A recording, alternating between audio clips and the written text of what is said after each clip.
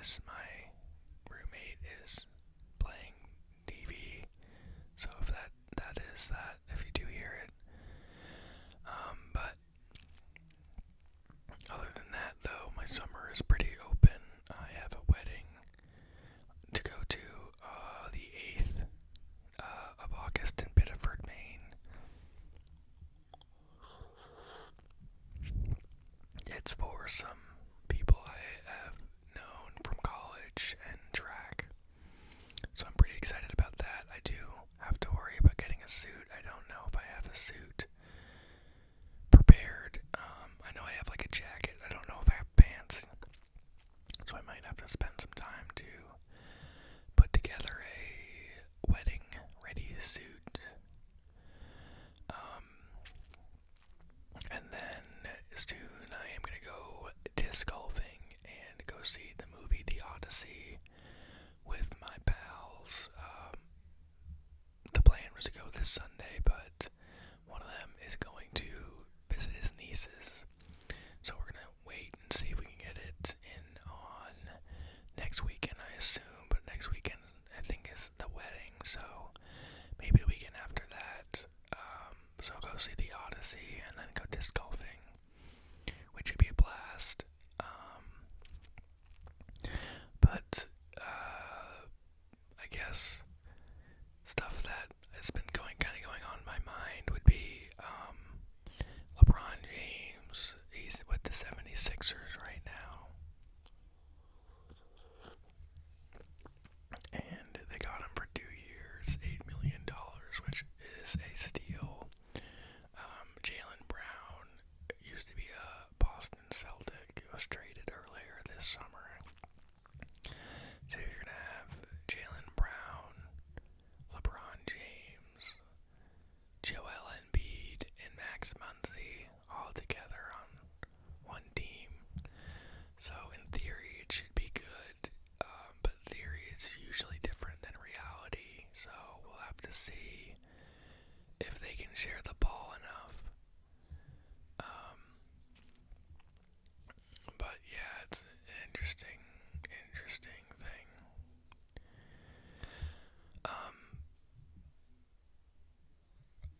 Other things I wanted to talk to you about were some of my favorite ASMR artists that I watched before I started this channel, like years ago. I'd say the first one I ever watched was, I think his name is Massage ASMR. He does Crinkle Heaven videos, and I remember Crinkle Heaven 5 was always my favorite. He had like a soap that he would crinkle a lot, which was super cool. And Merle Riff was pretty cool. He had like one where he had candy. He was like a candy dealer in the apocalypse. Always was probably one of the most creative in the Crinkle Heaven or the Crinkle in the ASMR community space back then. And then SPR ASMR is always really good. He does a lot of eye examinations. He's like not an orthopedics. It's too early in the morning, an optometrist. He's an optometrist that does ASMR super good. My favorite video is probably the dye one, when he's a dye salesman. I don't know why, but that one always makes me fall asleep.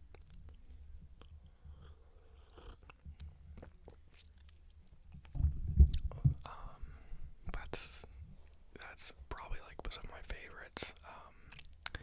The first time I experienced tingles would be when I was watching some sort of Japanese video. I don't know how I came across it. They were playing some sort of like electronic guitar, and they were crinkling the package, and it really just made me go, whoa, what the heck's going on in my brain? So I started to replay that a lot. I eventually lost it. I don't think I could ever find that video again. But that was the first time. And then camera sounds used to get me a lot too. But yeah,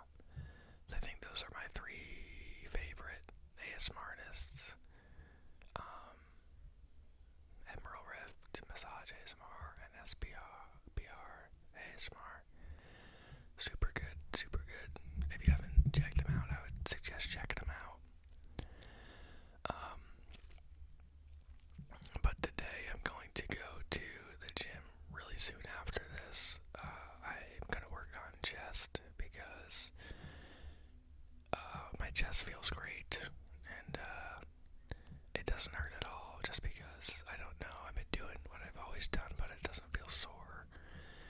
My legs feel tired, and I have to do something today, so I'm going to push legs till tomorrow and do chest today instead.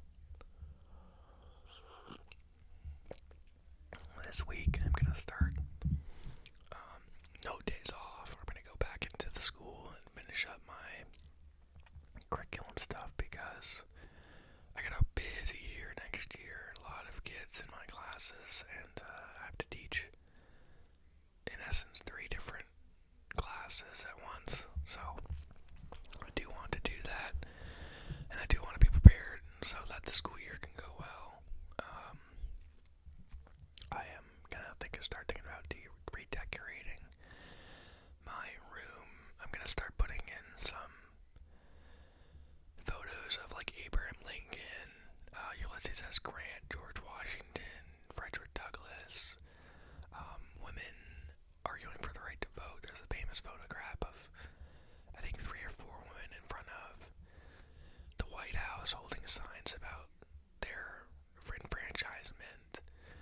I'm gonna get a poster of all the United States presidents, a poster of the United States too. I'm gonna add that into my classroom decor so that the plan is when students walk in, they immediately know that this is a social studies class, and I hope it looks really cool, almost like a museum. That's kind of my plan. That'd be really sweet. So like space out the images a bit around the room and make it almost like a museum, door-like feel to it, which would be cool.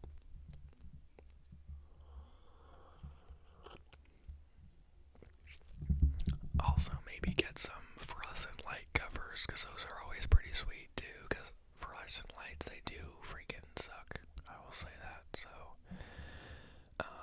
maybe get some fluorescent light covers to kind of bring the calmness into the room.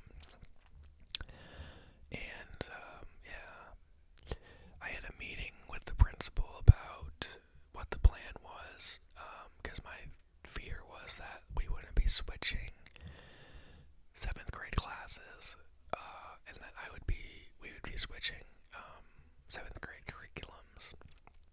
And this only makes sense. It doesn't make any sense because when they hired a social studies science teacher, they hired this person to teach 1/3 of my class, which sounds great, but the problem was with the original plan was that after half the year we would switch curriculums, but we were teaching. But that's not going to work because the social studies and science teacher has to split his time between social studies and science. So if I were to give him what I taught in the first half of the year, he would have no time to teach it. And if he were to give me what he taught in the first half of the year, I would have too much time to teach it. So I was going to go talk to the principal about that, but I'm very lucky that he solved the problem himself. He thought about the problem himself and was just like, yeah, we're switching classes, not curriculums, which is good. I'm glad that he thought about it, so that I don't need to talk to him about it. Not that it would have been a problem, but it's nice not to have a discussion about, blah, blah, blah, blah, blah, when it's already been solved, so that's good. Also, he was okay with me saying that the 7th grade's gonna have to get some 8th grade knowledge in 7th grade because we're gonna split them up again in 8th grade, so they're gonna have to get half of American history in 7th grade, the other half of American history in 8th grade to make it make sense. So I'm excited again for the school year. I know it's going to be probably the most amount of work I've done in a while because of having to teach 8th and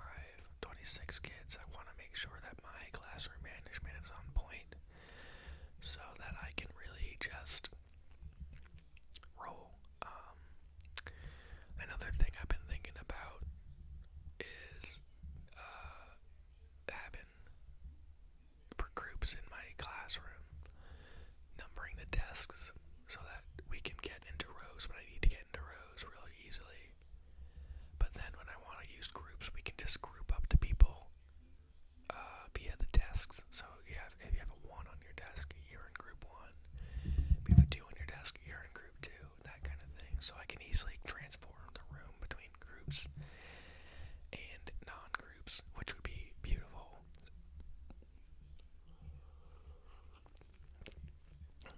But enough of the teaching stuff. It's Saturday. I've been having a pretty boring summer, I'd say. It's been a lot of summer school and curriculum work and gym. I have summer school actually went really well. It was contracted 5 hours a day, 3 days a week, and it actually flew really by. It was a month work, but great pay and easy classrooms. I had 2 students per class, and while some of the students there, specifically the 8th grade, were there because they didn't do well in the school year and they had to be there in order to graduate, they actually did their work pretty well. Occasionally I did make the mistake of trying to do too much. For example, I was teaching math and I decided we're going to do like multi-step algebra, and I thought that would be good, but no, that was not a good thing. They weren't really ready for it. These kids, I should have thought about it, but these kids failed for a reason, so jumping into multi-step algebra was too much. We had to go back to, so adding and subtracting negative numbers, fractions, multiplication tables. That's pretty much what we ended up doing in math. And for social studies, we learned about the president, a little bit about the Articles of Confederation, and then we just learned the 50 states, which is probably my favorite part of this whole summer school, was because there's a website called Shepherd Software, and you can learn the 50 states through the different regions. So you can just learn from New England, and then the southern states, and then the mid-Atlantic states, etc., etc. And every time they got 100% right, one region 100% right, it would give them a Jolly Rancher. And I've done this before, and it really makes it fun for them, and they actually want to start learning them. And I don't know if it's the reward or not, or if it is like, hey, I've actually learned something that concrete. It's a super concrete goal, right? Some of the stuff about school sometimes is like, there's not really a concrete goal. Like, you can have a learning target, like I will know the causes of the Industrial Revolution. Cool, but it's not like a visual, like I now know.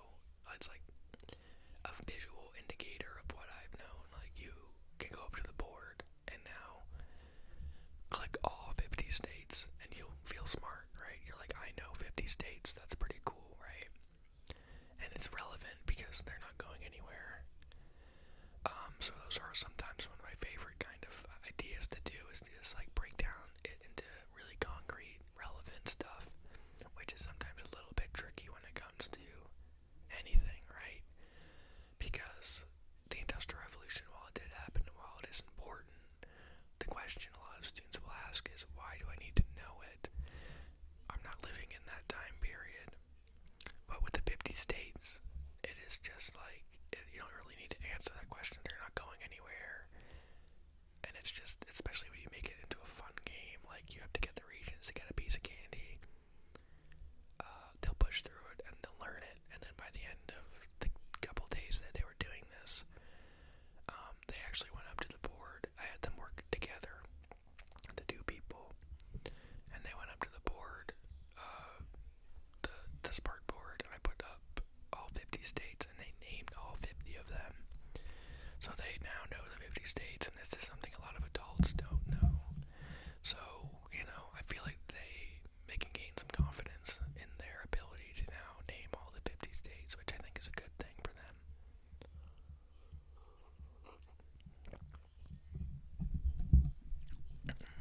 But I'm thinking about maybe even doing that in my social studies classroom. I don't know if I could do it every Friday because I have a lot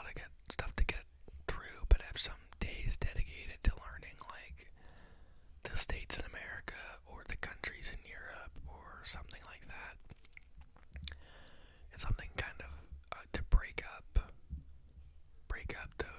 those type of like hard work days where it's like you're reading primary sources and answering questions or writing down some notes. Something that's fun and engaging. Which I think is another piece of the puzzle when it comes to classroom management, is putting together interesting and good lessons. So I do have high hopes for this next year, but I'm going to still prepare for it and make sure that I'm ready for it by not only making my curriculum all put together, but also by reading books on classroom management, reading books on group work. I'm going to read a book on middle school child development so that I'm like fully prepared for everything.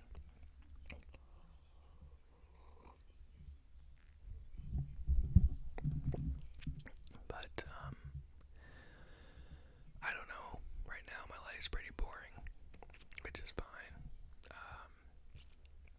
Just gonna put like together some oatmeal, eat that up, and head to the gym. Do a little shopping. I want to get some like apples or something with some antioxidants in it, and then come back here and put together all the small things song by Blink-182. I am gonna record that. I got it all put together on GarageBand, and I want to record me playing it, physically playing it, and then throwing it up on YouTube, which would be fun. And yeah, and then I want to learn the next song I want to learn on guitar is Show Me How to Live by Audioslave. So nice and concise by Audioslave too, which would also be super